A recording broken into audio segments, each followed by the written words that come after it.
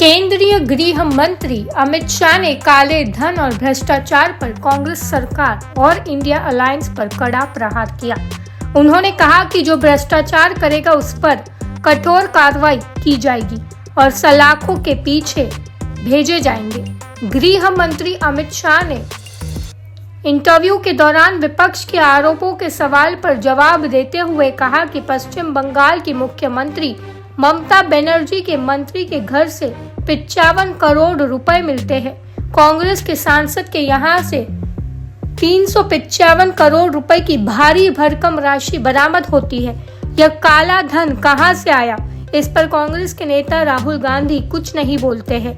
राहुल गांधी देश की जनता को इस बारे में बताएंगे। उनके सांसद के यहाँ मिले कैश को गिनने के लिए 10 मशीनें थक गई थी और कैश को लोड करने को 2 मेटाडोर मंगानी पड़ी। इसके बाद ये कहते हैं कि कार्रवाई नहीं हो।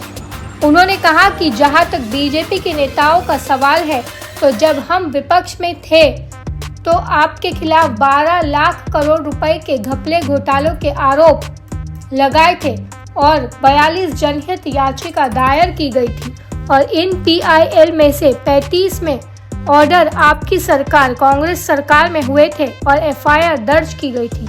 उन्होंने कहा कि अगर उनको कांग्रेस इंडिया अलायंस दल कुछ लगता है तो वो कोर्ट का दरवाजा खटखटा सकते हैं। अमित शाह ने भ्रष्टाचार के मामले पर कांग्रेस और इंडिया अलायंस पर आरोप लगाते हुए कहा कि वो 12 लाख करोड़ के करप्शन को छुपाने के लिए लोगों की आंख में धूल झोंकने के लिए सरकारी एजेंसियों की छापेमारी पर सवाल खड़े कर रहे हैं। उन्होंने कहा कि प्रधानमंत्री नरेंद्र मोदी 23 साल से गुजरात के मुख्यमंत्री और देश के PM रहे हैं। उन पर देश में कोई 25 पैसे का आरोप आज तक नहीं लगा सकता, यही वास्तविकता है।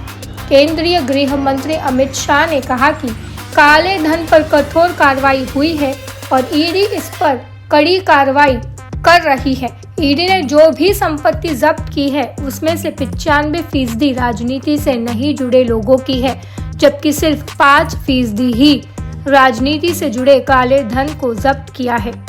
एजेंसी की कार्रवाई पर उठाए जा रहे सवाल निराधार है।